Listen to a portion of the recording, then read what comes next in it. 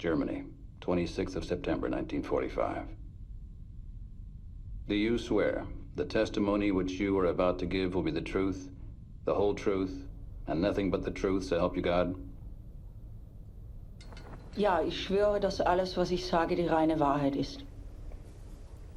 What is your full name? Margarete Himmler. Are you alone here? Nein, meine Tochter Gudrun ist bei mir. And what was your husband's name? Heinrich Himmler. What was your idea of his job? Und anfangs hatte er nur die SS, dann kam die Polizei dazu und später wurde er dann auch noch Innenminister. Did he have a safe or a storage box in your house? Ja, And what did he keep in the safe? es waren Papiere und Dokumente darin. Are the papers and documents still there, as far as you know? Ja, natürlich. Wenn das Haus noch steht.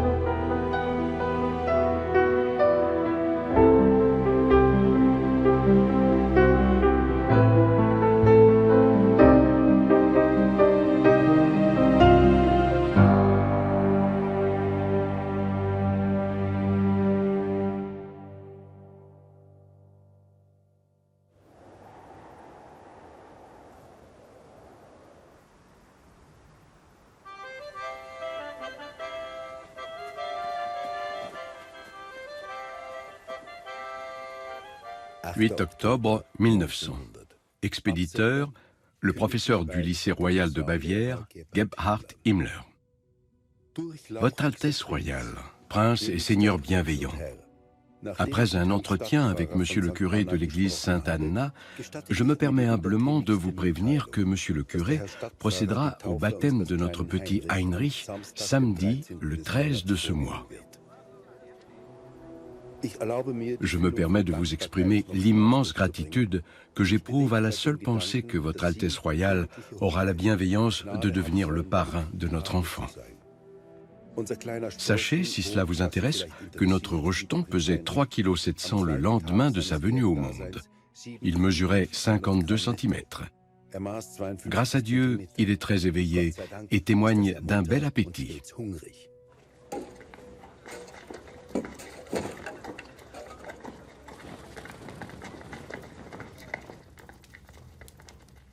Le 4 septembre 1906, Heinrich est inscrit en première année primaire à l'école épiscopale. Heinrich est fréquemment malade, fièvre glandulaire, rougeole, pneumonie, oreillon. Grâce au cours particulier de mademoiselle Rudolph, Heinrich rattrape son retard et obtient la note B.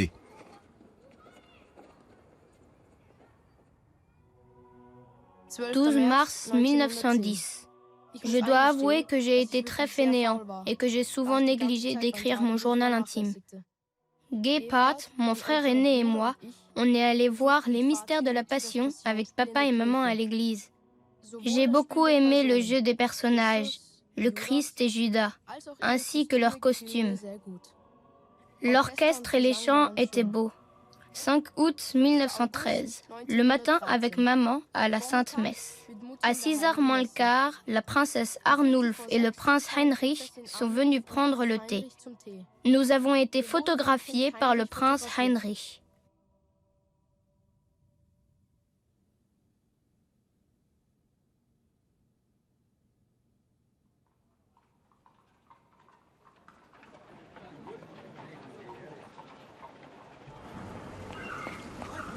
Mardi 28 juillet 1914.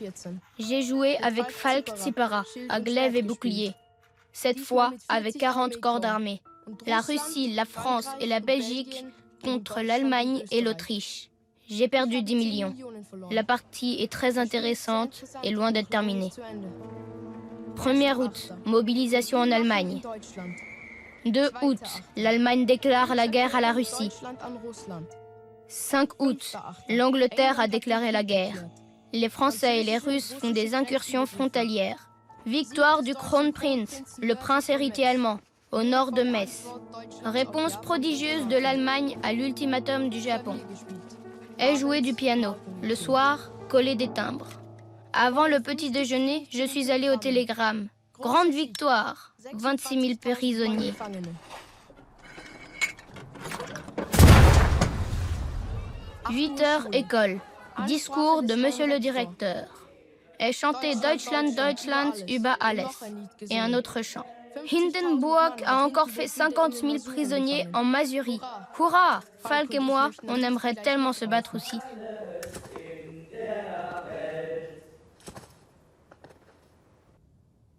Papa et maman sont partis à 17 h à la gare pour réconforter le convoi des blessés. Gebhardt a eu le droit d'accompagner papa et maman pour voir les blessés. Je l'ai beaucoup envié. Les Russes, faits prisonniers en Prusse orientale, ne sont pas 70 000, mais 90 000. Ils se multiplient comme de la vermine.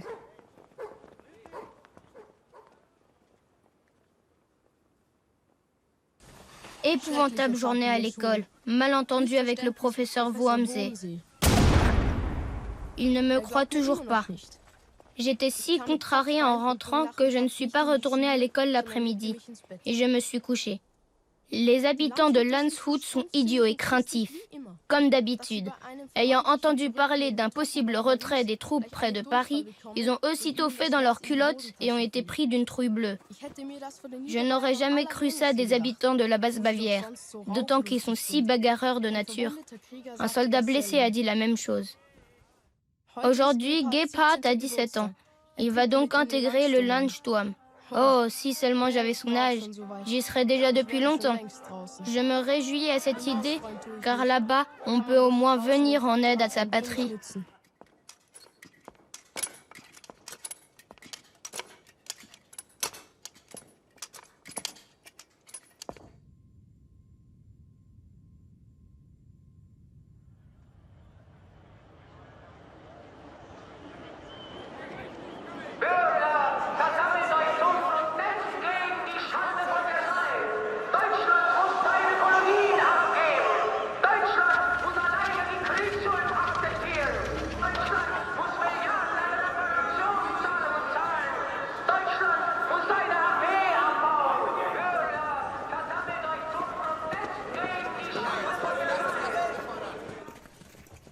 « 4 septembre 1919.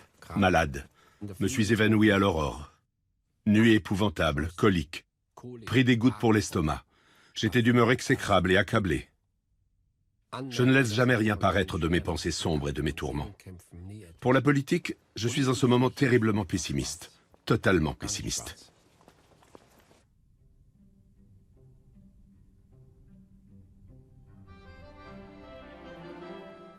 10 novembre 1919. Je ne sais pas pour qui j'étudie présentement. J'étudie parce que c'est mon devoir.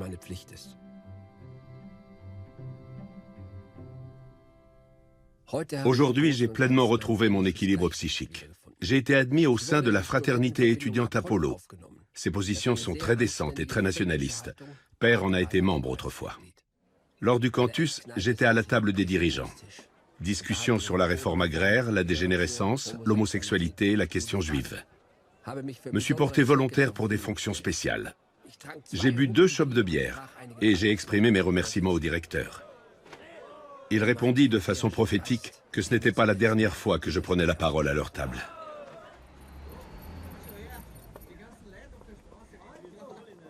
« 7 heures. Duel au sabre. Je n'étais même pas nerveux. Je me suis bien battu en faisant montre d'une belle technique.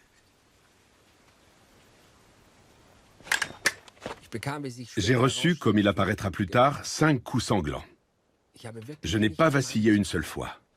Maintenant, je suis heureux. À 15 heures, virée débile avec les camarades.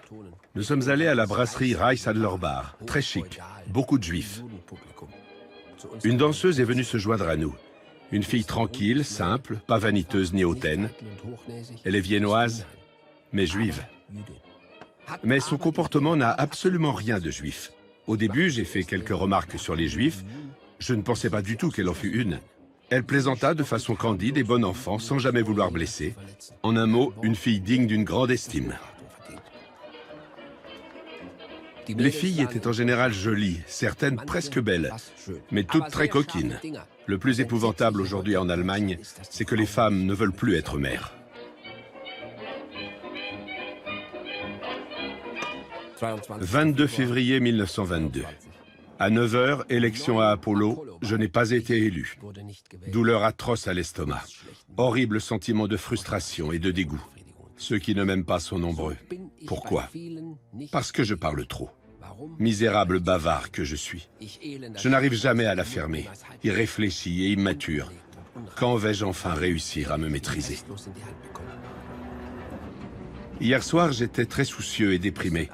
Je voulais me lever à 5 h 30 pour aller tirer à la mitrailleuse, mais pitoyablement, je n'ai pas entendu le réveil. J'ai honte de moi. Qu'ai-je encore d'un soldat? Je suis un être dénué de toute volonté.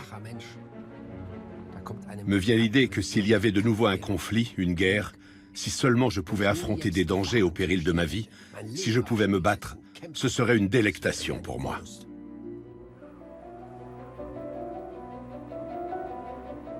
Je suis allé rendre visite à Hugo. Irmgard, sa fille, sautillait toute nue autour de nous avant d'aller se coucher. Je trouve ça inconvenant. À 3 ans, on devrait apprendre la pudeur à un enfant. Hugo s'est moqué de moi quand je lui ai confié n'avoir jamais flirté, etc. Il m'a traité de nuque. La jeune génération indisciplinée est un grave danger pour l'Allemagne. Plaise à Dieu que cela change. J'ai acheté des livres, parce que, en eux, je trouve la paix intérieure. J'ai lu La lumière de l'Est, de Rudolf Stratz. Tous ont le désir de se multiplier. Seul l'espace est limité. C'est la lutte pour la multiplication qui déclenche la lutte pour l'espace. Si une nouvelle campagne est lancée à l'Est, j'irai. L'Est est le plus important pour nous. On doit se battre à l'Est pour s'y établir.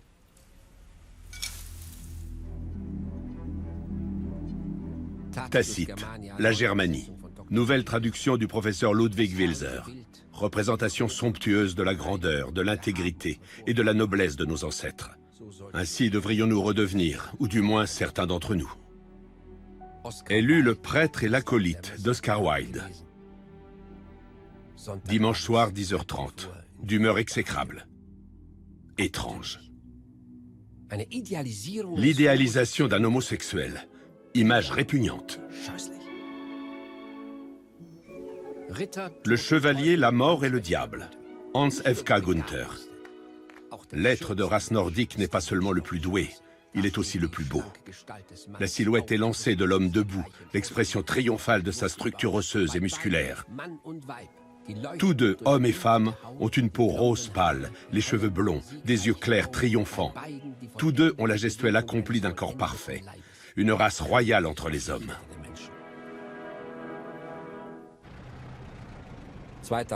2 avril 1923. Est lu Les Carolins, chroniques de Charles XII. Histoire d'un homme de fer qui, par son esprit et sa volonté, a animé un peuple jusqu'au dernier jour de sa vie, encourageant chacun de ses braves à l'héroïsme.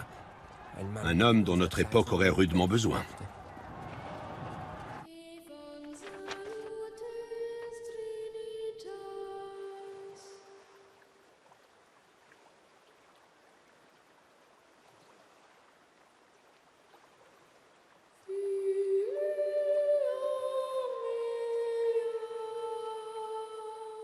Je crois à la révolution. Mais selon l'opinion générale, elle conduira à une lutte sanglante et acharnée. Si l'histoire se déclenchait maintenant, ce serait bien. Je serais content.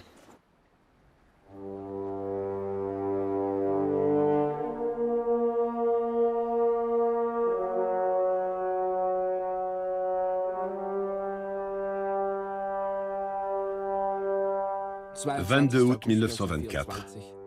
Cher vieux camarade, aujourd'hui j'ai eu une somme de travail surhumaine.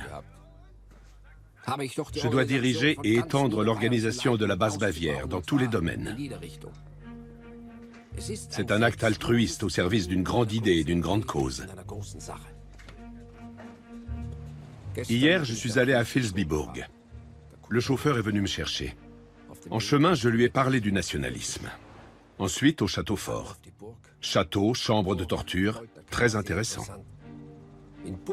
Dans le château et la vieille ville, on sent l'esprit d'honneur, de grandeur, de rigueur et de pesanteur du Moyen-Âge. L'esprit du temps passé. Nous, gens de culture, nous nous sommes bien éloignés du savoir de nos ancêtres. Si nous étions encore comme les anciens Germains, avec leurs coutumes et leurs traditions saines.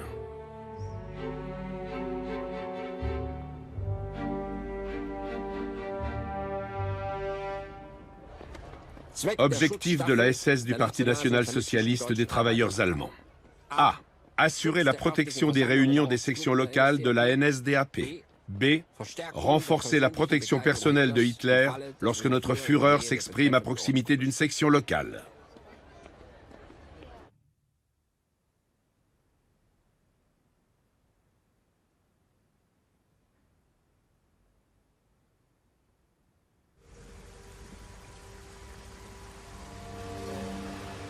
Une femme est aimée de 3 façons par un honnête homme.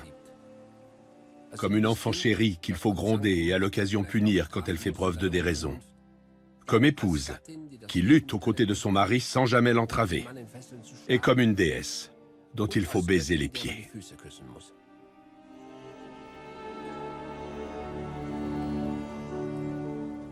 Mon cher bien-aimé, avant notre rencontre dans le train, j'avais perdu foi en l'homme, surtout en l'honnêteté et la franchise d'un homme envers une femme. Je peux de nouveau croire et faire confiance. Tu ne sais pas ce que cela signifie. Je suis comblée par toi et par ton amour. Je t'embrasse, ta Marga. Lettre numéro 4. Chère Marga, je trouve le destin bien généreux avec moi quand je vois ton doux visage et tes yeux si bons, si doux, si loyaux, si bleus. J'ai numéroté cette lettre. Je trouve cela très pratique, d'autant que je pense que nous allons nous écrire souvent, très souvent. La numérotation commence notre journée du 18 décembre. Arrivée à la gare centrale de Berlin à 17h23. Ton Heinrich. Unter Linden, gehen spazieren die Mägdelein. Wenn du Lust hast anzubinden, dann spaziere hinterdrein. Fängst du an beim Kaffeebauer, sagt sie dir noch, ich bedauere, bist du am Pariser Platz. Schubst, da ist sie schon, dein Schatz. Sagt sie dir noch, ich bedauere, bist du am Pariser Platz. Schubst, da ist sie schon, dein Schatz.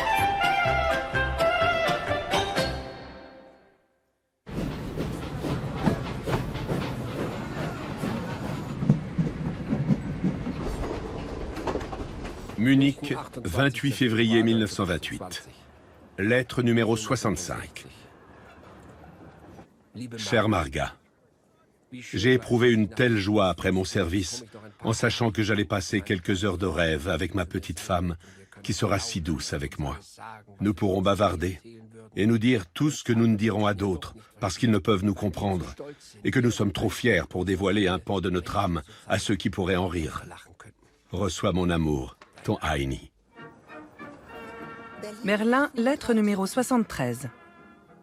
Mon amour, ta lettre m'a trouvée alors que je n'étais pas de bonne humeur. J'ai eu plus de désagréments que je n'aurais imaginé en avoir. 4 opérations et un décès. Être propriétaire d'une clinique, c'est très pénible.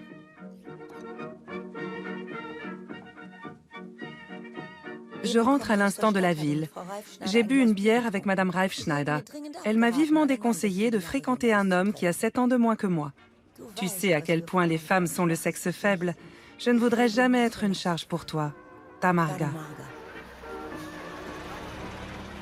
Munich, lettre numéro 74. Ma chère petite femme, fais-moi plaisir et ne te fais plus jamais de soucis. Sois rassurée d'une chose, je resterai toujours égal à moi-même. Nous prendrons la gente dame à témoin et un pacte solennel sera conclu, comme avec un juif. 1. La coquine cuisine tous les jours une assiette de soupe quand le brave homme est là. 2. Le méchant homme mange la soupe. 3. La coquine fait tous les jours, matin et soir, quelques minutes de gymnastique. Ton méchant homme. Mon petit chéri, mon chéri, j'ai bien trop ri. Je ne pourrais jamais imaginer un tel homme pour moi. N'écris plus jamais 1, 2, 3. Typiquement fonctionnaire. Imagine que tu sois fonctionnaire. La gentille dame ne peut pas faire de gymnastique toute seule. Elle préserve ses jambes pour le podium et toutes les autres coquineries. Mon méchant homme, il y aura vengeance quand tu seras de retour à Berlin. Vengeance, vengeance. Notre vengeance sera admirable. Bientôt, la gentille dame sera auprès de son méchant homme et elle sera plumée, effeuillée, écorchée et réprimandée. C'est là qu'intervient la magie. Le méchant homme devient subitement doux parce qu'il aime énormément sa petite femme, Tamarga. Chère coquine, je commence à bien te connaître. Tu es incroyablement rusée. Petite chérie, 1, 2, 3. Ça n'a rien de fonctionnaire, c'est plutôt militaire. Lors des prochains 3 jours, j'ai 6 assemblées. Münster, Passau, Memmingen. Mardi, probablement à Landshut. Là, je dois aller chercher le chef. Il parle ce soir. Tendre baiser, ton Heini. Mon bien-aimé bon et sauvage, tu es redevenu une véritable agence de voyage. Pourquoi te rends-tu à une assemblée d'Hitler alors que tu sais ce qu'il va dire? Je dois être présent aux assemblées d'Hitler. C'est moi qui les organise. J'en suis co-responsable. Plus que quelques mois, et l'homme sauvage sera à jamais avec toi. Pense à ta vengeance. Avec amour, ton Heini. Mon cher amour, tu voudrais que j'aime un parti qui ne te donne pas le temps de me rendre visite? Je ne comprends rien à la politique. Je préfère m'entraîner à la vengeance. La vengeance, une terrible vengeance. Laisse donc travailler les autres pour toi. Je t'embrasse, Tamarga. Diriger signifie en faire toujours plus que les autres, afin de pouvoir exiger les meilleures performances possibles. Oui, ma petite, quel méchant homme as-tu là, avec son parti si mauvais et si méchant. Je sais, je suis dur, mais cela a ses bons côtés.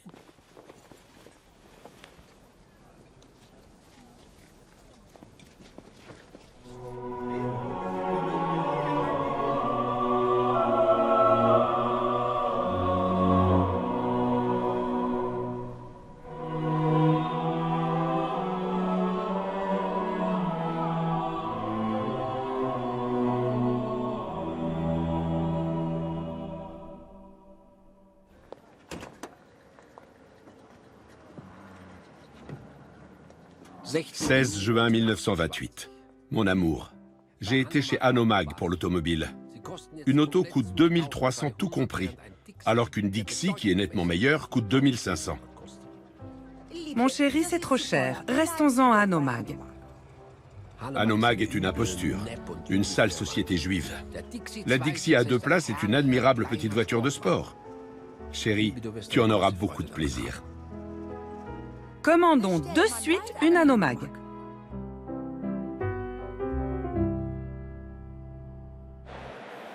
Auch die Frau gehört zur SS. Sie ist ein Teil der SS, da wir nicht nur ein soldatischer Verband, sondern eine Gemeinschaft, ein Orden sind. Auch die Frau hat hier zu gehorchen.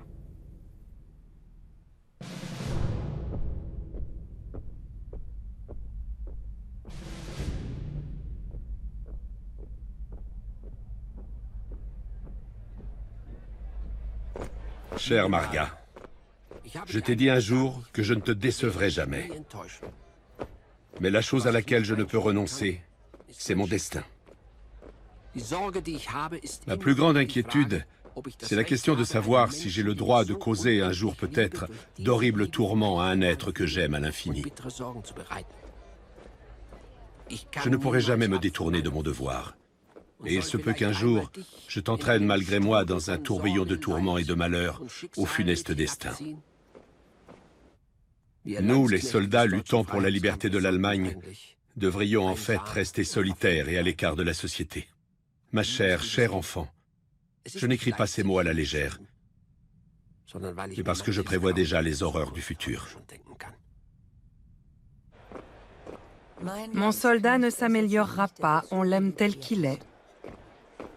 Et ton amour, s'il m'appartient, me donne le courage et la force de tout supporter. J'assumerai mon destin avec fierté. Je t'aime tant, Marga.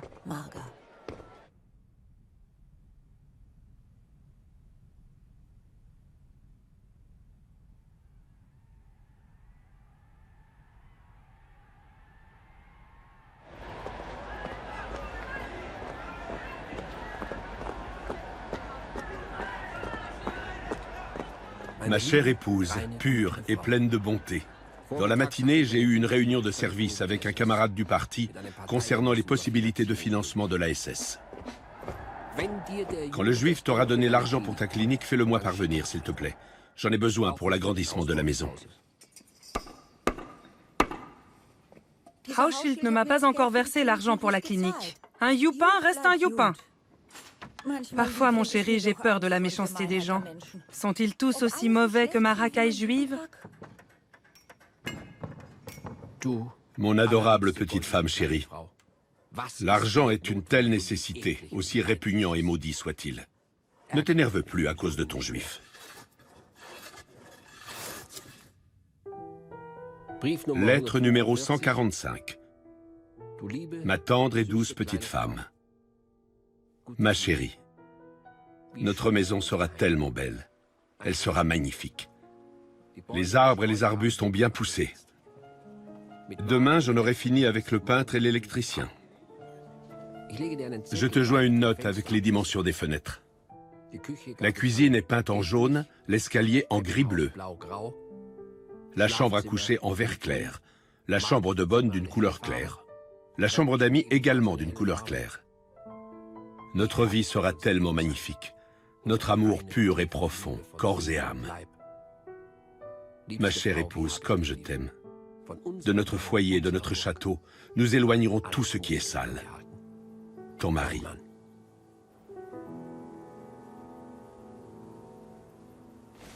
Sur ordre de notre Führer du 6 janvier 1929, j'ai pris le commandement de la SS du NSDAP. Lors du recrutement de nouveaux membres, j'exige de tenir compte des critères suivants. Âge minimum, 23 ans. Taille minimale, 1,70 m. 1 an d'appartenance au parti.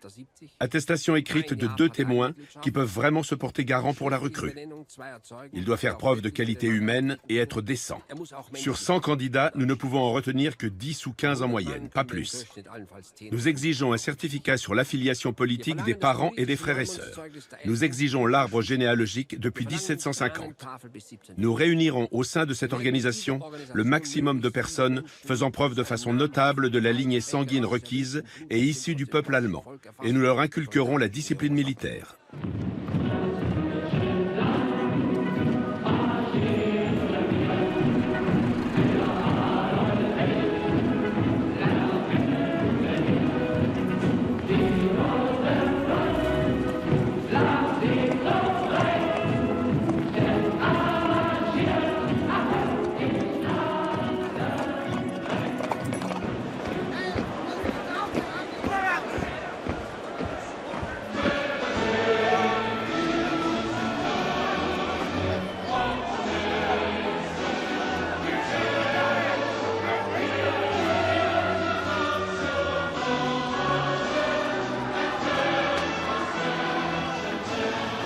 Lettre numéro 152. Chère Marga, j'étais chez mes parents. J'ai expliqué rapidement à mon cher père la nécessité des combats de rue. La lutte et le travail ne m'ont jamais trop nui encore. Nous aspirons à la révolution. C'est notre objectif avoué. J'ai lu des articles sur les combats pour l'augmentation des salaires à Brunswick. Pourquoi veux-tu, assoiffé de sang, jouer du couteau? Mon amour bien-aimé, es-tu sage et décent? Il y a un tourment que tu ne peux pas m'infliger. Je ne peux pas toujours être aussi sage que tu le souhaites, ma chère épouse. Tu devrais toujours rester aussi intègre, toi, l'homme épouvantable à l'âme noire. Gudrun Margarete Elfriede Emma Anna est née le 8 août 1929 dans une clinique à Munich par césarienne. Elle pesait 3 kg 625 grammes et mesurait 54 cm. Blonde, yeux bleus, avec des petits ongles tout roses.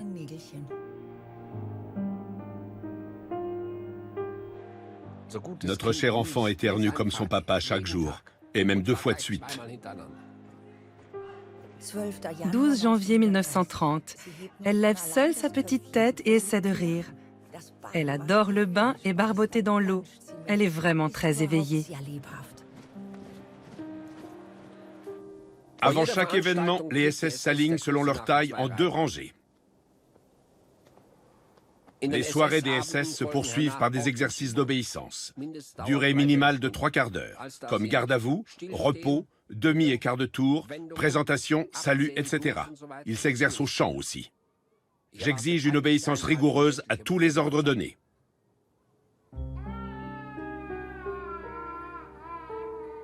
Fête d'anniversaire de Gudrun, 8 août 1930. Les grands-parents sont arrivés à 14h30 avec l'omnibus, accompagnés des Schönbaum.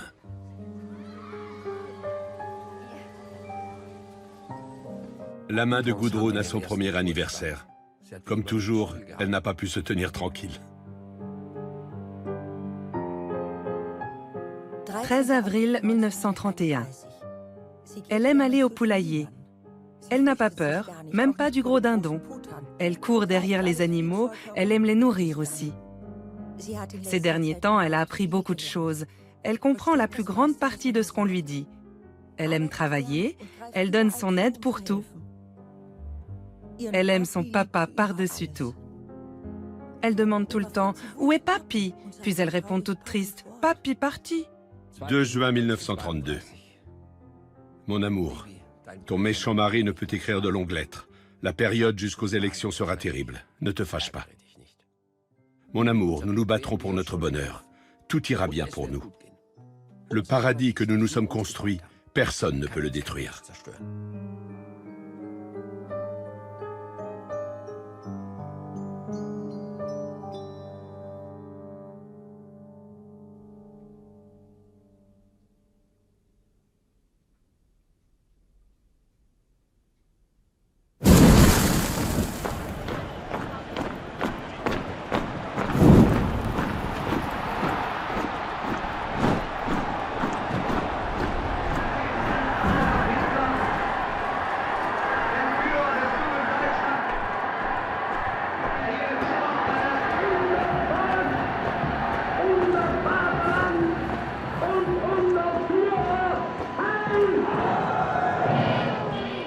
Il était déjà 22h30 et Gudrun ne dormait toujours pas. Soudain, elle a dit « Oncle Hitler doit-il mourir aussi ?» Je l'ai rassurée en lui disant « Oncle Hitler vivra encore longtemps ».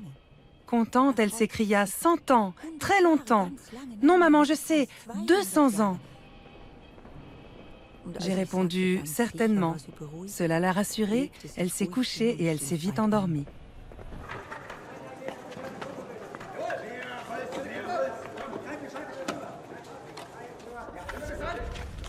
Und erinnerst du dir gut daran, den Ungeist der Vergangenheit, den Flammen zu vertrauen? Das ist eine starke, große und symbolische Handlung.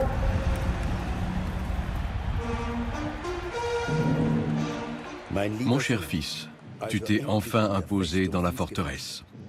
À toi aussi, nous adressons nos félicitations les plus chaleureuses et les plus sincères pour le succès et la victoire du parti à laquelle tu as largement contribué.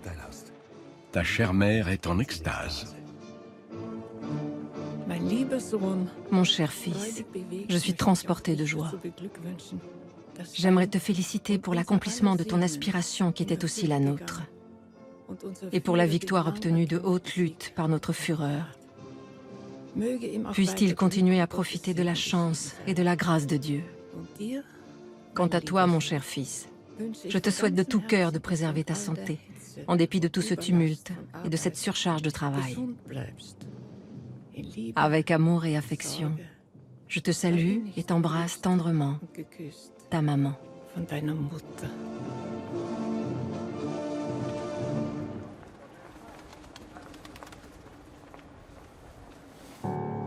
Cher Heinrich, nous te prions de transmettre au Führer notre gratitude la plus profonde et la plus chaleureuse pour sa photo avec cette gentille dédicace. D'autant que nous pouvons difficilement le remercier en personne. La moindre photo de toi nous comble, mon cher Heinrich, ainsi que toutes les nouvelles à la radio et dans les journaux. Je t'embrasse de tout cœur, ta maman. Heil Hitler.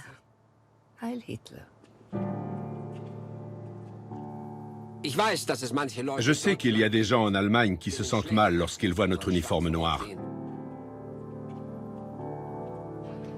Nous les comprenons. Nous ne nous attendons pas à être aimés par tout le monde. Nous serons respectés par tous ceux qui aiment l'Allemagne. Ceux qui auront à nous craindre sont ceux qui, d'une façon ou d'une autre, ont mauvaise conscience envers la nation et envers le Führer. Reichsführer de la SS, H. Himmler.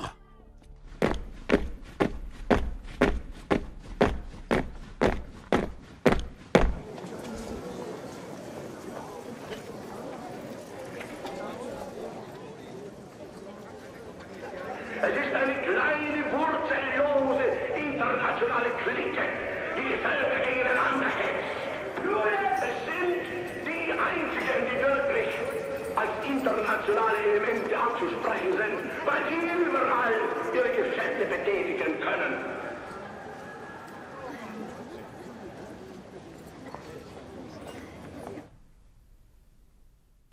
Nous n'avons pas tellement d'enfants. Un peuple de bonne race qui a très peu d'enfants est voué à finir dans la tombe. Un peuple qui a beaucoup d'enfants peut prétendre à la puissance mondiale et à la domination mondiale. Le nombre minimum d'enfants pour un mariage heureux et sain doit s'élever à 4.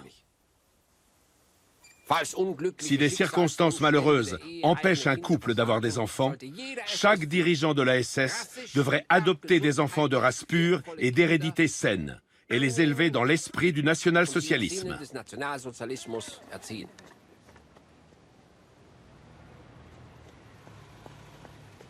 Melde Gehorsams, Kompanie angetreten. Links und links und links und links und links und links und links und links.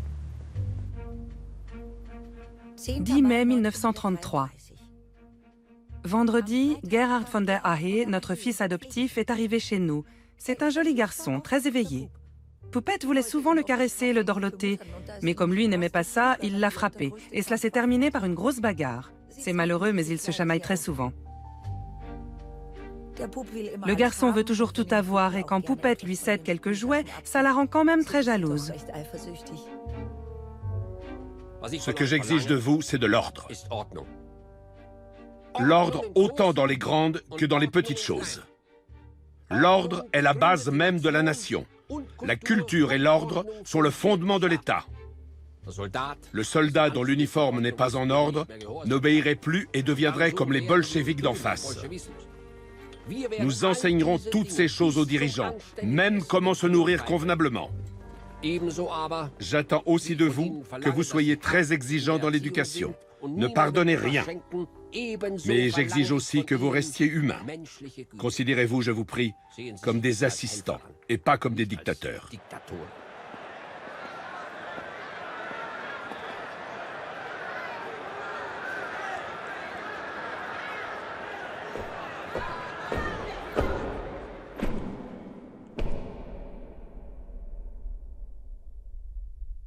Le Reichsführer de la SS annonce que le premier camp de concentration a été construit près de Dachau. Un nouveau lieu d'accueil pour 5000 parasites communistes et sociodémocrates.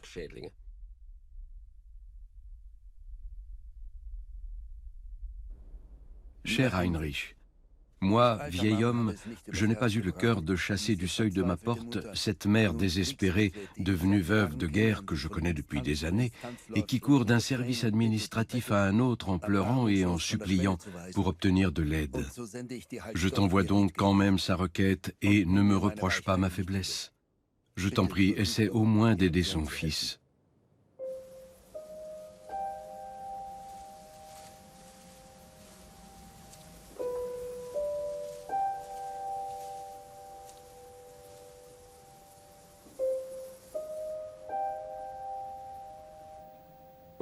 Mes chers parents, bien sûr que je vais considérer la requête de la veuve de guerre. En hâte, Heil Hitler, votre Heinrich.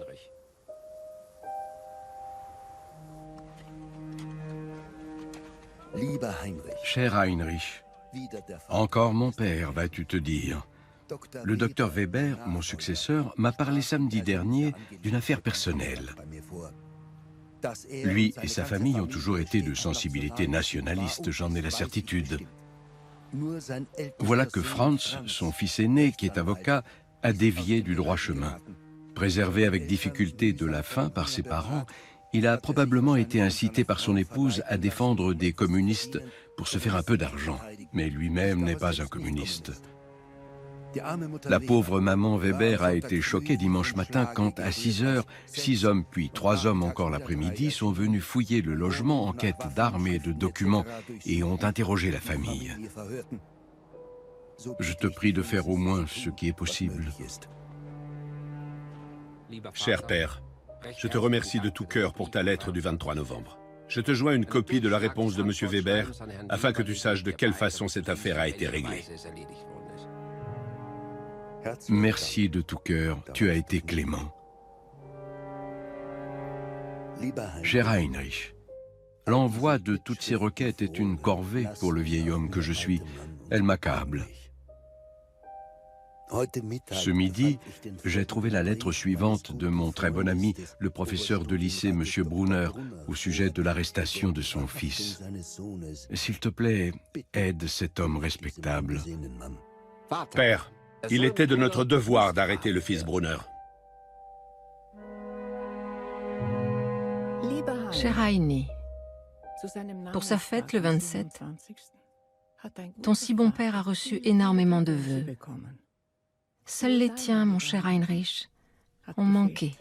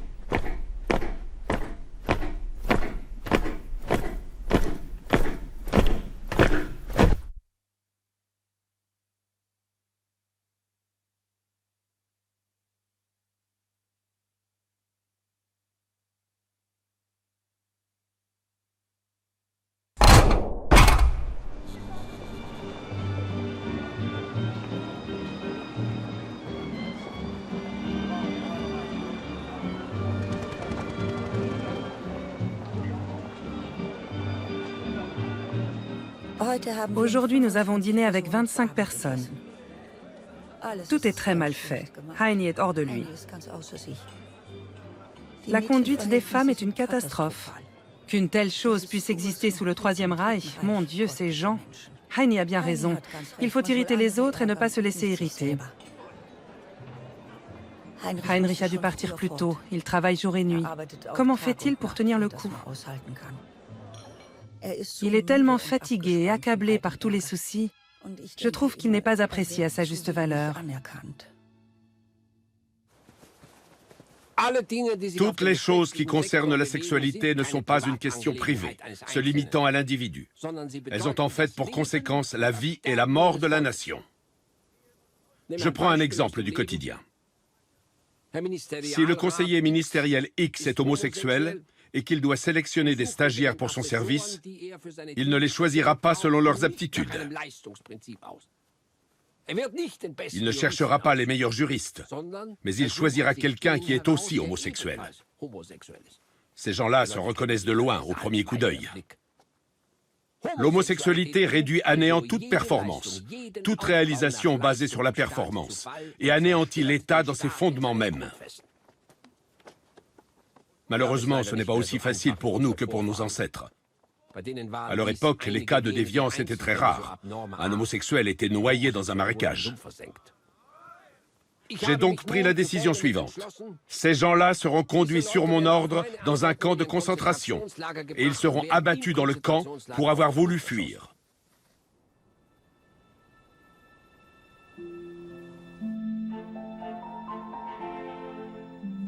« 11 mars 1938. Depuis hier, nous sommes 10 personnes dans le Valais.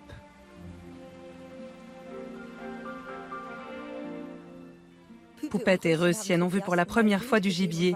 Elles étaient si heureuses, si contentes. Le temps passe si vite avec les enfants.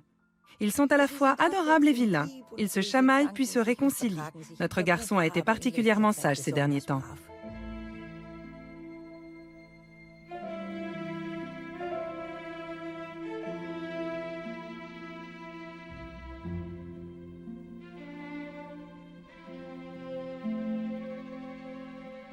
Nous avons invité les Wedel, les Oswald, ainsi que Bertha et son mari. Nous avons dîné en écoutant de la musique tzigane. 12 mars 1938. Heini est allé à la chasse aujourd'hui. Nous avons écouté la radio jusqu'à 2 heures du matin. Heini est entré le premier à Vienne. L'Autriche fait désormais partie du Reich allemand.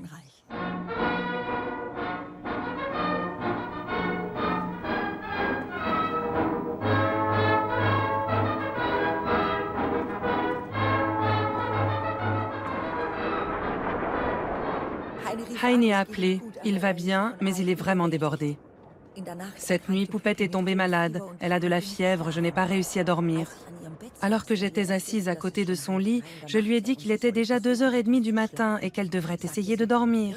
Elle a dit « Hier à cette heure-ci, Papy est entré. » À Vienne, voulait-elle dire. Cet enfant est de toute évidence très attaché à son père.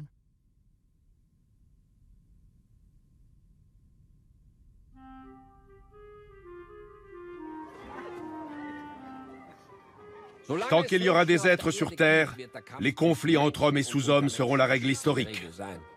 Le sous-homme, qui semble biologiquement entièrement appartenir à la même espèce, avec des mains, des pieds, une sorte de cerveau, des yeux, une bouche, est toutefois bien inférieur à tout animal sur le plan intellectuel et psychique. Le sous-homme déteste l'œuvre d'autrui. Il fulmine contre elle, en secret, comme un voleur, et publiquement se mue en dénigreur et en assassin. La volonté du sous-homme est immuable. Que le désert revienne là où la lumière de l'érudition suprême illumine de manière créative l'obscurité. Pour ce qui est des Juifs, quand toute cette racaille nous quittera-t-elle, qu'on puisse enfin vivre heureux?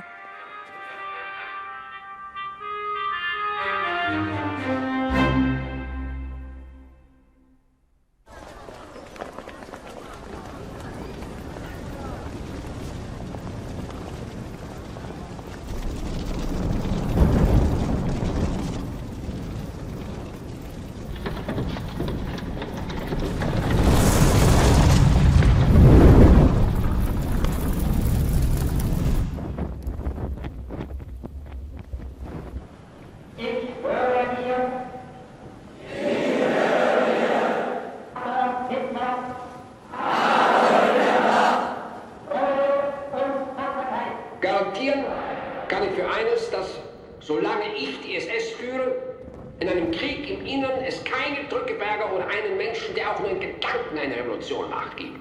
Ein Herrenvolk muss in der Lage sein, Menschen, die für die Gemeinschaft schädlich sind, auszuschalten. Wir würden ohne jedes Erbarmen sein. Dann ist es dann gleichgültig, wenn in einer Stadt Tausende auf die Decke gelegt werden müssen. Ich würde es tun.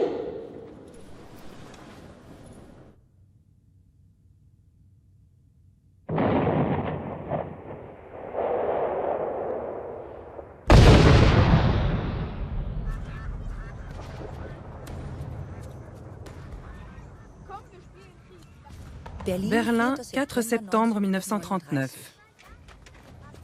Maintenant, c'est la guerre. Poupette a une carte de l'Allemagne et suit tout ce qui concerne son papa sur cette carte. Gerhard a une nature délinquante. Il a de nouveau volé de l'argent et il ment de façon éhontée. La Croix-Rouge m'a confié la gestion de tous les hôpitaux militaires de la 3e région militaire. Je suis heureuse d'apporter ma contribution.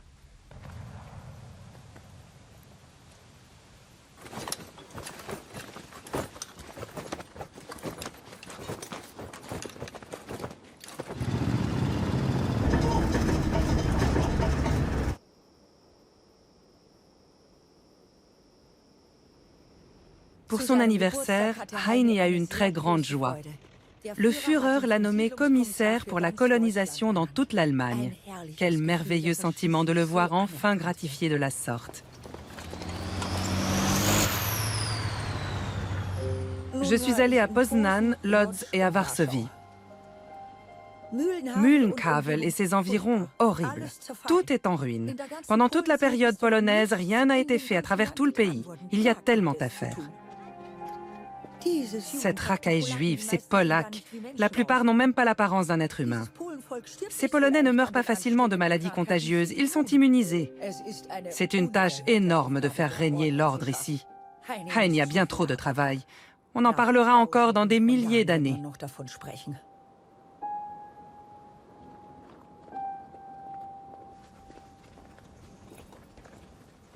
Décret de la Gestapo. Il vous est notifié par la présente que vous avez 7 heures pour quitter votre logement. Les clés du logement et de l'entrée principale doivent être réunies en un seul trousseau, muni d'une étiquette sur laquelle vous inscrirez vos noms et votre adresse. Vous pouvez emporter une valise d'une taille maximale de 100 sur 80 sur 80. Vous n'avez pas le droit d'emporter d'argent, de titres, de devises, de livrets d'épargne, ni d'objets de valeur, or, argent, platine, ni cheptel vivant. Vous devez impérativement respecter l'ensemble de ces ordres sans émettre aucune objection, sans quoi vous subirez les sanctions les plus lourdes.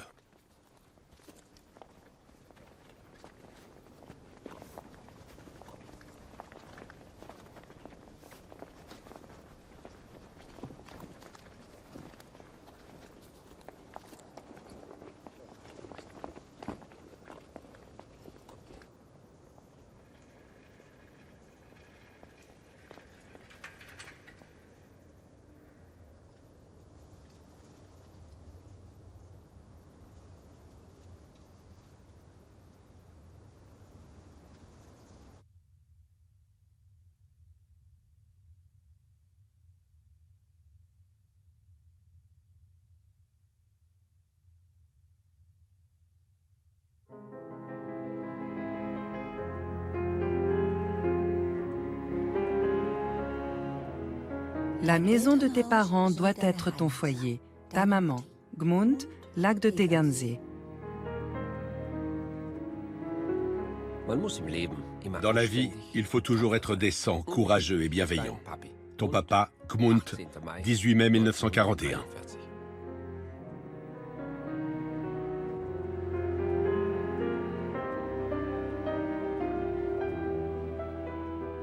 La maison Lindenficht, Gmund, la maison de mes parents. Les hommes de la SS me vouvoient et m'appellent Mademoiselle Gudrun. Ça me fait très bizarre.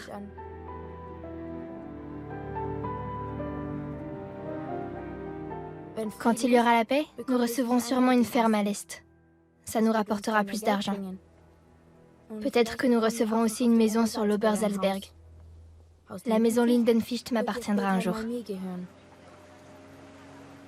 Oui, le jour où il y aura la paix.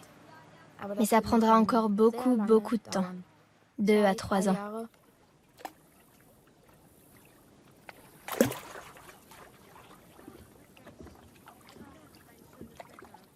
Aujourd'hui, nous sommes allés au camp de concentration SS de Dachau. Maman, tante Lydia, tante Frida, Röschen, Inge Hammerl et moi.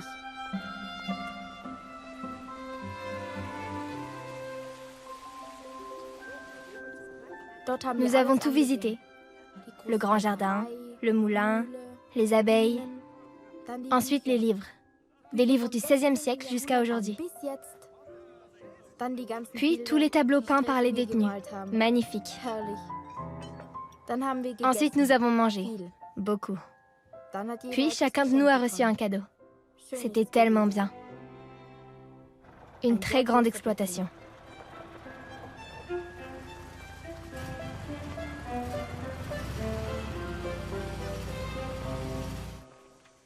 Tante Lydia et moi sommes de nouveau seuls. Papa est à l'Est, maman est à Paris. Hier, j'étais assise au dernier rang. Pour l'interrogation de biologie, j'avais une anti-sèche. Madame Zimmer l'a vue, mais elle n'a rien dit. J'ai trouvé cela très convenable de sa part. 15 juin 1941. Ma chère mamie, avant mon départ, je tenais à t'envoyer quelques lignes et aussi un bouquet de fleurs. La prochaine fois que je t'écrirai, ce sera depuis la Russie. Je joins aussi 5 doubles tablettes de chocolat que je t'avais promises pour les enfants. Je t'embrasse affectueusement, ton papy.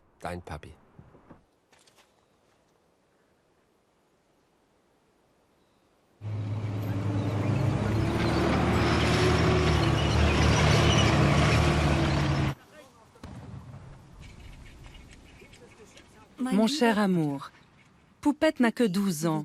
Elle n'est pas encore capable d'imaginer ce qu'est la guerre. Tous les jours, elle parle de son anniversaire. Je t'embrasse chaleureusement, ta Marga.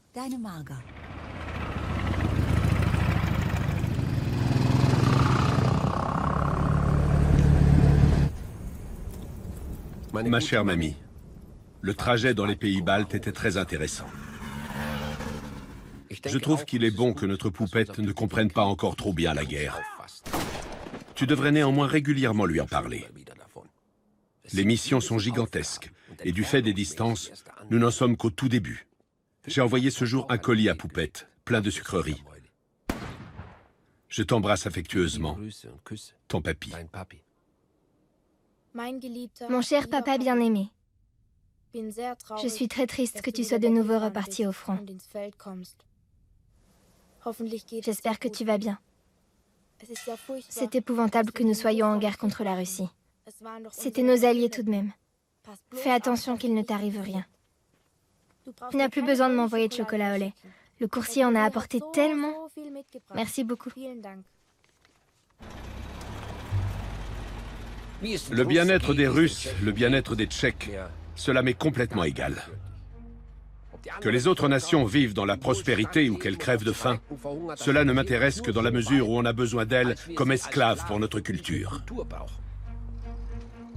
Si tu touches à un cheveu d'un des nôtres, tu mourras ainsi que tous les hommes polonais du village.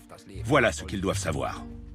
Nous ne serons jamais violents ni cruels quand ce ne sera pas nécessaire, c'est clair. Nous, les Allemands, sommes le seul peuple au monde à avoir une attitude décente envers les animaux. Nous adopterons donc aussi une attitude décente envers ces animaux humains. Dans 10, 20 ou même 100 ans, la frontière allemande actuelle sera bien dépassée. Nous créerons des régions germaniques de race pure, comme l'ont fait nos ancêtres autrefois.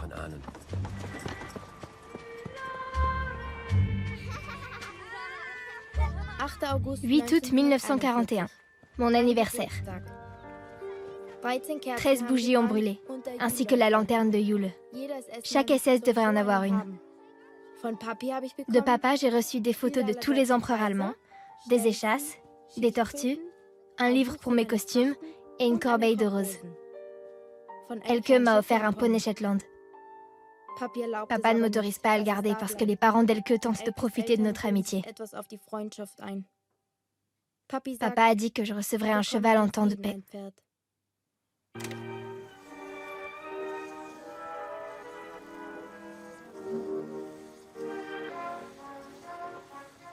Nun bin ich stolz, Blätter hat kein Baum im Holz. Aber wie es Abend ward, ging der Jude durch den Wald, im Sack und großem Bart. Er steckt sie ein, geht eilends fort und lässt das leere Bäumlein dort.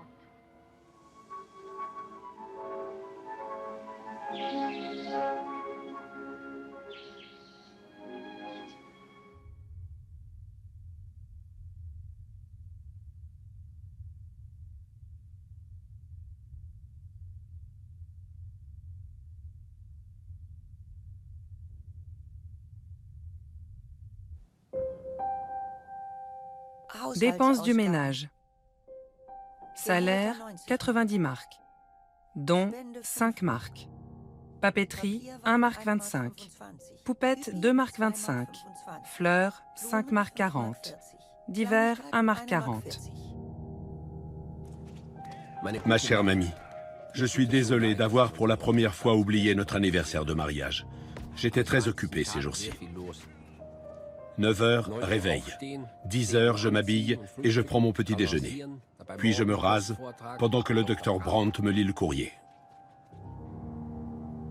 Réveil entre 8h30 et 9h30. Rangement. Promenade dans le jardin. Organiser toutes les tâches. Travaux manuels. Puis travailler et gouverner par téléphone, radio et télégramme. L'après-midi, lecture. Poupette aussi. Nous lisons les livres que tu nous as envoyés. Tous les 2 jours, à 13 heures, je vais rencontrer le Führer. J'arrive là à 14 heures, on déjeune. Retour vers 16 ou 17 heures, je travaille dans le train. De samedi à mardi, j'ai été dans des champs de manœuvre. J'ai vu de nouveaux procédés de tir très intéressants. Entre-temps, voyage de 3 jours et plus. À Lublin, Lviv, Dubno, Rovno, Lutsk.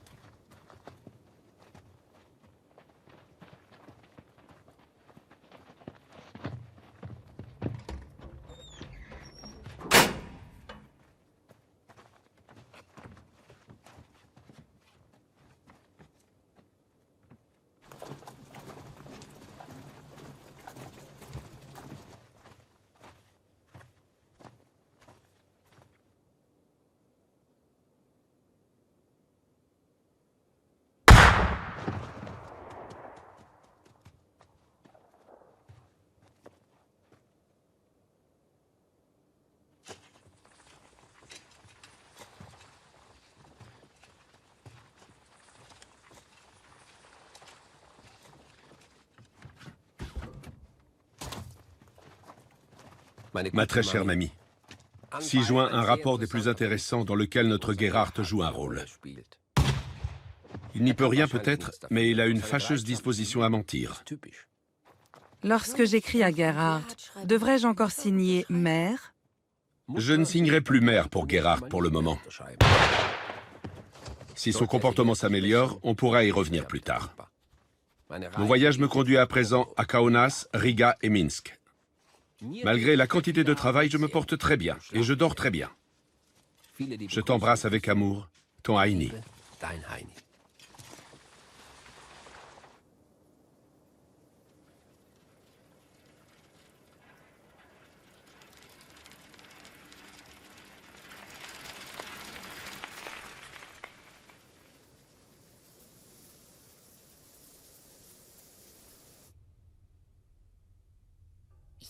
Je te remercie pour ta si gentille lettre. Regarde, sur cette photo, tu as un visage très drôle. Tu es tellement adorable. Quand je pose la photo en face de moi, tu me regardes droit dans les yeux. Oh, papy, reviens-nous vite. Lettre numéro 99A au Reichsführer de la SS. Voici le rapport intermédiaire concernant l'Obergruppenführer von Dembach. Il souffre principalement d'hallucinations en relation avec les exécutions de juifs qu'il a supervisées, ainsi que d'autres expériences pénibles sur le front de l'Est. Le patient est revenu du front de l'Est dans un état d'épuisement général extrêmement sévère, surtout sur le plan nerveux. Ces derniers jours, ses intestins ont dû être plusieurs fois vidés à la main. Ses intestins ont été paralysés quelques jours du fait de l'administration d'opium. Ma chère mamie, j'ai beaucoup souffert de l'estomac, mais je suis tout à fait rétabli. Mais ces problèmes intestinaux sont vraiment répugnants. Des dizaines de soldats en souffrent sur le front. Ton Heini.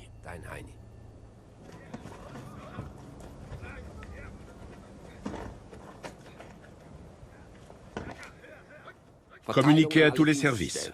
Le devoir sacré des officiers supérieurs et des commandants est de veiller personnellement à ce qu'aucun de nos hommes chargés d'accomplir cette lourde tâche ne se mue en brute ou ne subisse des troubles psychologiques et comportementaux. Pour remplir cette mission, il faut une discipline de fer lors de l'accomplissement des tâches, mais aussi des réunions conviviales en soirée. Ces soirées doivent refléter l'esprit typique de chez nous. Les hommes se rassembleront autour d'une table en profitant de la musique et des spectacles. Ils passeront ces heures immergés dans les contrées sublimes de la culture allemande.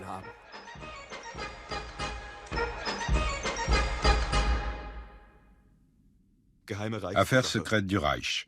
Au Reichsführer de la SS. La révision des camions des groupes D et C est terminée. Le gazage n'est pas du tout exécuté correctement. Pour terminer au plus vite l'opération, les conducteurs appuient à fond sur l'accélérateur. De cette manière, les prisonniers meurent par asphyxie, et non, comme c'est prévu, après avoir perdu connaissance. Le procédé que je préconise a démontré qu'avec un réglage correct de la pédale, la mort intervient plus rapidement, et les détenus s'endorment paisiblement. Les visages déformés et l'expulsion d'excréments qui étaient monnaie courante jusqu'ici n'ont plus été constatés. Je profite de l'occasion pour attirer votre attention sur le fait que les camions sont désormais connus et surnommés les camions de la mort.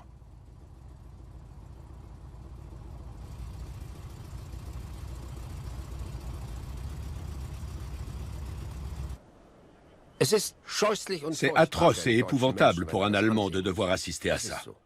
C'est ainsi. Si ce n'était pas atroce ni épouvantable pour nous, nous ne serions plus des Allemands, nous ne serions pas des Germains. Si nous manquons de sang-froid maintenant, nous léguerons ce manque de sang-froid à nos fils et à nos petits-fils.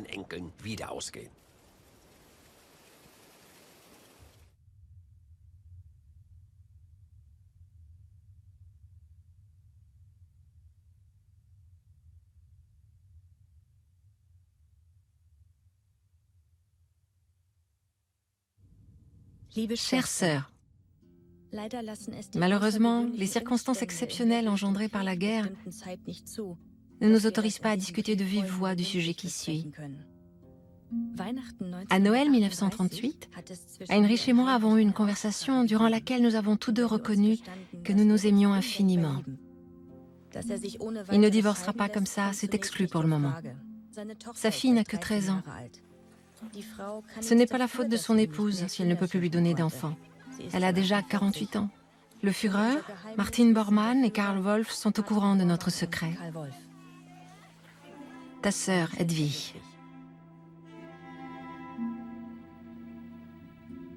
Ma chérie, ma chère Aisy, tu m'as offert ton cher cœur tant aimé et tout ton être. Je n'ai qu'un seul souhait. Malgré les difficultés, je veux faire ton bonheur comme tu as fait le mien, comme tu le fais au quotidien. J'embrasse tes chères mains et tes douces lèvres, ton H. Mon très cher, je te joins la liste de Noël de Poupette. Tu pourrais cocher ce que tu lui achèteras et renvoyer la liste. En ce moment, on rassemble les cadeaux de Noël pour les SS. 10 000 tablettes de chocolat. Sais-tu ce que j'aimerais que tu m'offres pour Noël? Ta Marga. Cette année, ce sera la première fois qu'on fêtera Noël sans papa. Gerhard, lui, sera là. Papa nous a appelés. Il y a peu, j'ai demandé à papa ce qu'il allait m'offrir pour Noël. Et il a répondu, un morceau de bois pour que je ne gèle pas. Y aura-t-il encore la guerre au prochain Noël? Que Dieu garde notre papy. Mon très cher, j'ai reçu un colis dont l'expéditeur est E. Lorenz, dans lequel il y avait une immense volaille dont la vue m'a d'abord effrayée, car je me voyais déjà en manger pendant 8 jours. Aujourd'hui, alors que je voulais chaleureusement remercier Erika, j'ai appris que ça venait de toi, ta hache. Minuit, je n'arrive de nouveau pas à dormir. Je pense. Mopswedel est tombé. Un SS de 18 ans. Pauvre maman. Cela fait 2 jours que je n'ai aucune nouvelle de Heini. Madame Berkelmann m'a écrit aujourd'hui, elle demande le divorce. Son mari va avoir des enfants d'une autre femme. Toutes les jeunes filles ont envie d'un époux. Si elles savaient à quel point la vie est amère.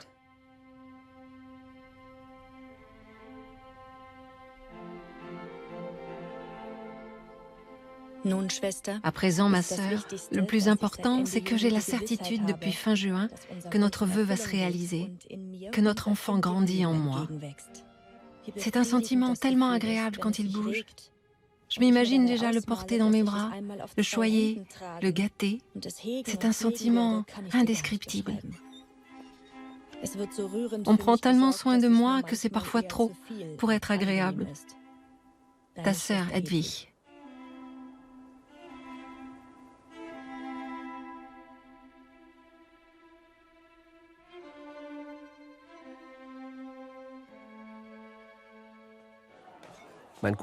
Ma chère Eslein, je vais de suite en face pour t'appeler et entendre ta chère voix.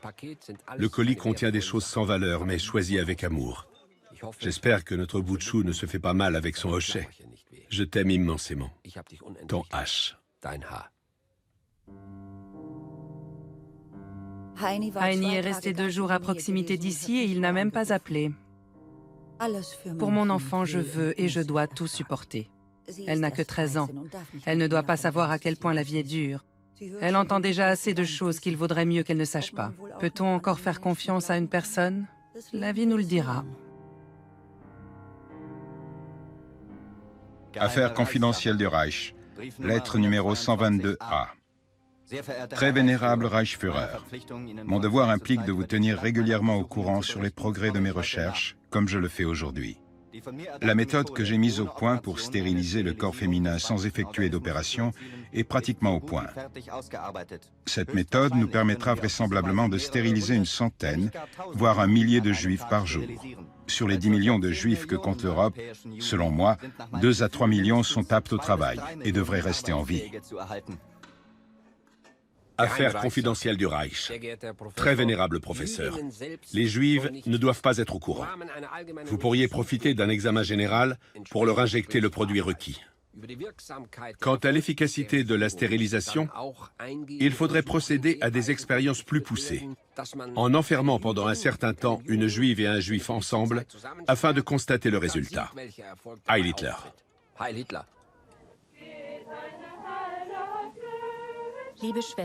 Chère sœur, je voulais me trouver une autre sphère d'activité et me ménager une certaine autonomie. Le roi Heinrich m'a toutefois déclaré, concernant mes intentions, que la seule idée que je veuille gagner ma vie par moi-même lui était insupportable. Dès que la guerre sera finie, il veut nous acheter une maison de campagne, qui serait à jamais notre foyer et notre refuge. Il aurait l'idée d'y exploiter soit une petite pépinière, soit un élevage de petits animaux, afin de la rentabiliser. Ta sœur, Hedwig.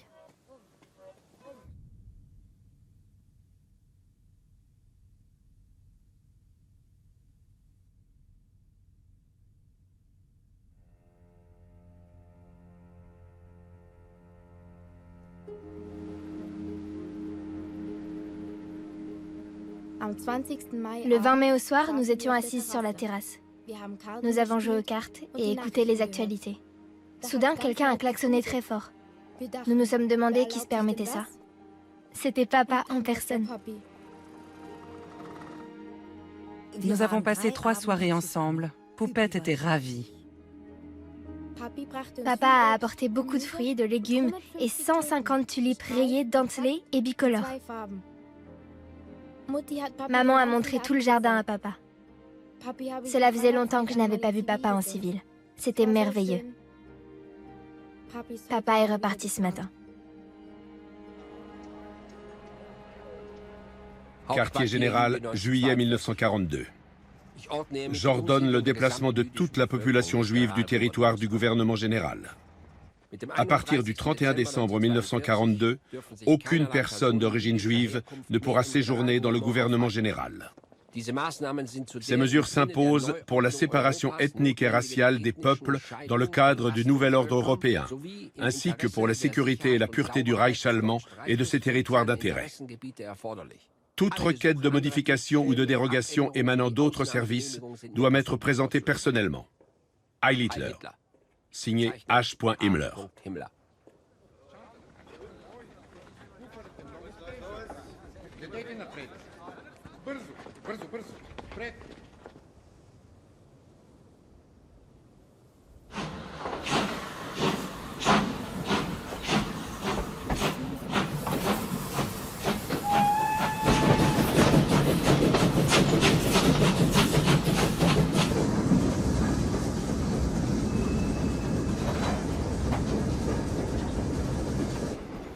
Nous leur avons confisqué les biens qu'ils avaient. Ces biens ont évidemment été transférés en totalité au Reich. Nous n'avons rien pris pour nous-mêmes. Nous avions un droit moral, une obligation envers notre peuple de tuer ce peuple qui voulait nous tuer. Mais nous n'avons pas le droit de nous enrichir personnellement avec une fourrure, une montre, un marque ou une cigarette, ou quoi que ce soit d'autre.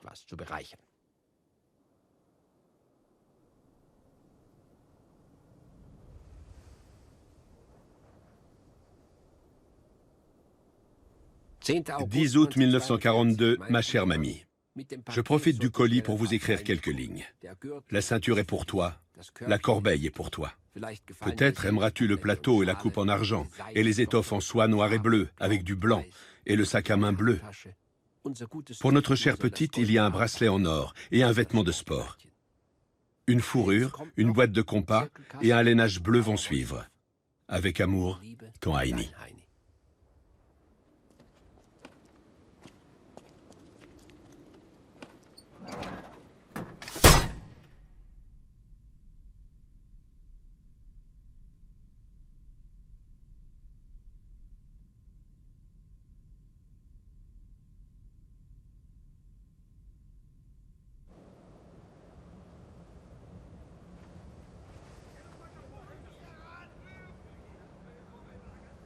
Nous étions à l'est devant Stalingrad et nous voici derrière Kiev. C'est une grosse différence. Partout, nous manquons de munitions et d'armes. La Luftwaffe est toujours aussi mauvaise. Göring ne s'occupe plus de rien, ce vaniteux. Goebbels en fait beaucoup, mais il se met toujours en avant. J'aurai bientôt 50 ans et j'ai vécu tant de contre-coups. La guerre est entrée dans une phase grave. Stalingrad fut une mise en garde. Que va-t-il encore arriver? Je crois le Führer. Notre peuple ne peut et ne doit pas périr, même si la situation intérieure est critique. En Europe, nous n'avons plus d'alliés. Nous sommes totalement livrés à nous-mêmes. Je n'ose imaginer ce qui se produira si nous perdons. Certains généraux sont déjà tombés. Si papa... Non, c'est tout simplement impensable.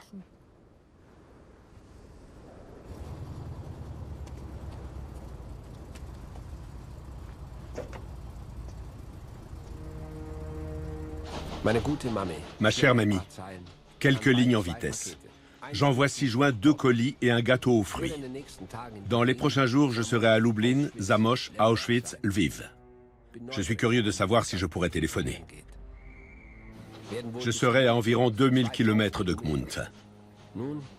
Affectueusement. Passe de belles journées à Gmund auprès de notre fille. Des baisers du fond du cœur, ton papy.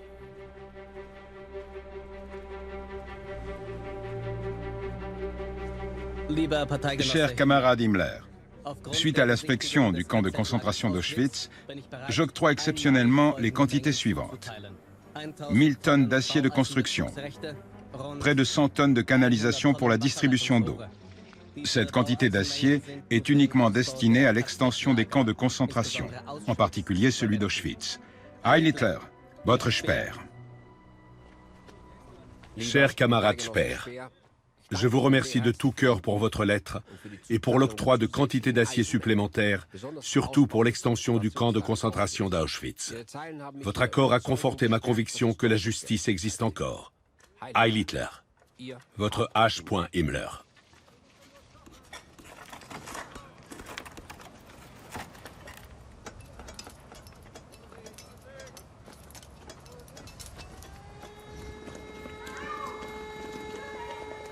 Mon très cher, il y a eu des frappes aériennes. Merci. Demande s'il te plaît pour nous au moins 4 cartes d'alimentation. Cela nous revient de fait. Nous avons des alertes quasiment chaque jour. Une fois même pendant 4 heures. Une bande argentée est tombée dans notre jardin lors des dernières attaques aériennes sur Munich. Tous reçoivent des distinctions et des décorations, sauf papa. Il devrait être le premier à en recevoir. S'il n'était pas là, beaucoup de choses seraient différentes.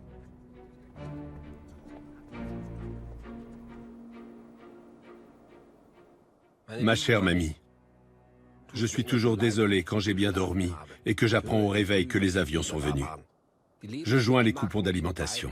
Mais rassure-toi, tout se passera bien. Je travaille plus que jamais. Reposez-vous bien, toi et notre gentille fille. Baiser affectueux, ton papy.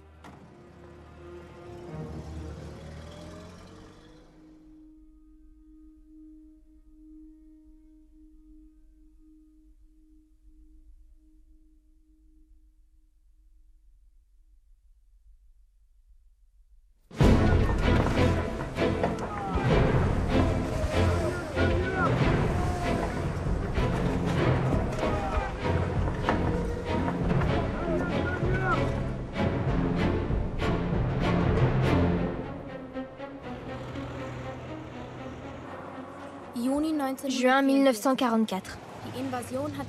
L'invasion a commencé dans la nuit du 5 au 6 en Normandie, par la Manche.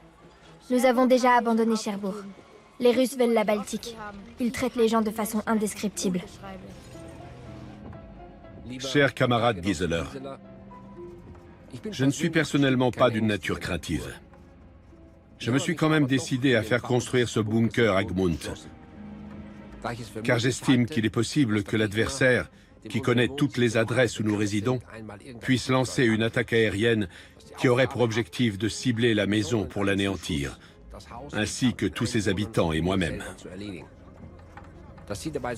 Je vous suis très reconnaissant de m'y avoir aidé en véritable camarade, en m'évitant toutes les formalités. Sincères salutations, Heil Hitler. Votre H. Himmler.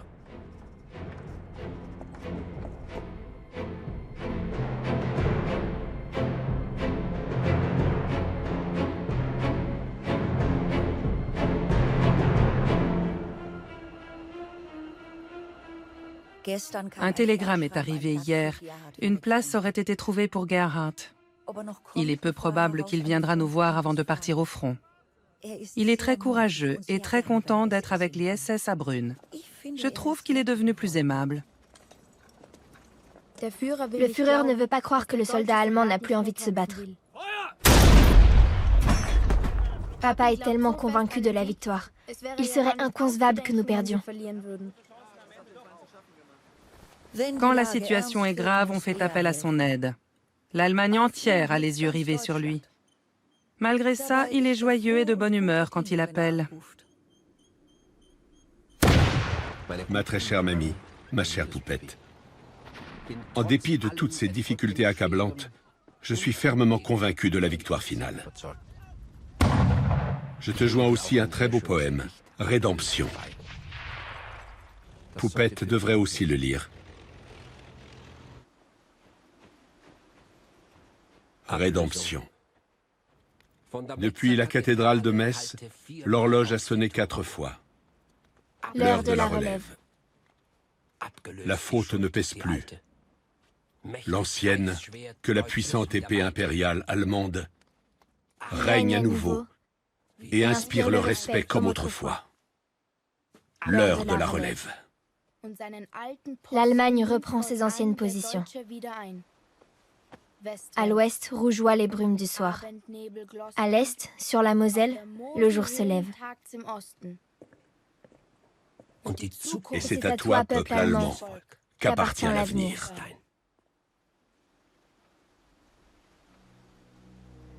Baumert voulait convaincre maman de nous rendre dans le Valais sous un faux nom. L'endroit où nous allons doit absolument rester secret. Je suis encore ici parce que Heini le veut. Mais cela me fait beaucoup de peine pour mon travail et pour ma réputation. Lorsque face au danger, on n'est plus à son poste, on s'attire le mépris à juste titre. Aujourd'hui, je suis restée couchée jusqu'à midi. Maman trouve que ce n'est pas bien du tout que je sois couchée. Mais je reste tout de même couchée. Il y a tant de choses qui se passent dans le monde, et surtout chez nous. En bref, le 24 au soir.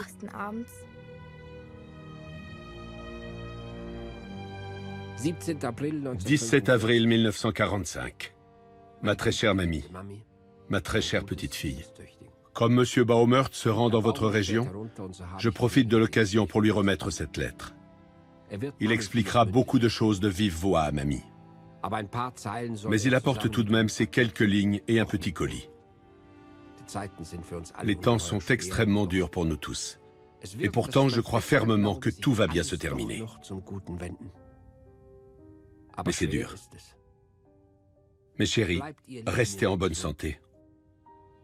L'Ancien va veiller sur nous, en particulier sur le peuple allemand courageux, et il ne nous laissera pas sombrer.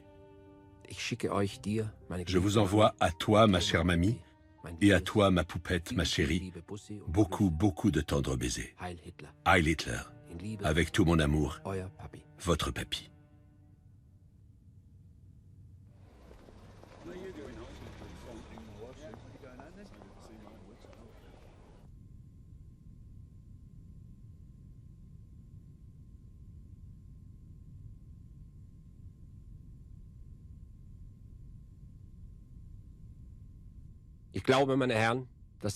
Je crois, messieurs, que vous me connaissez assez pour savoir que je ne suis pas un être assoiffé de sang, que je n'éprouve ni joie ni plaisir quand je dois faire preuve d'intransigeance. D'autre part, j'ai les nerfs tellement solides et un sens du devoir si grand, je peux vraiment m'en prévaloir, que lorsque j'estime qu'une chose est nécessaire, je l'exécute sans faire le moindre compromis. Von euch werden die meisten wissen, was es heißt, wenn 100 Leichen beisammen liegen. Wenn 500 da liegen oder wenn 1000 da liegen. Und dies durchgehalten zu haben und dabei, abgesehen von menschlichen Ausnahmeschwächen, anständig geblieben zu sein,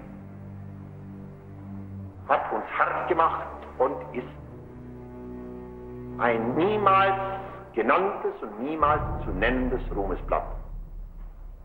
Wir alle können nur ein Bestreben haben, dass man einmal über uns sagt, diese deutschen Offiziere, diese deutschen Soldaten, diese deutschen Generale, sie waren anständig.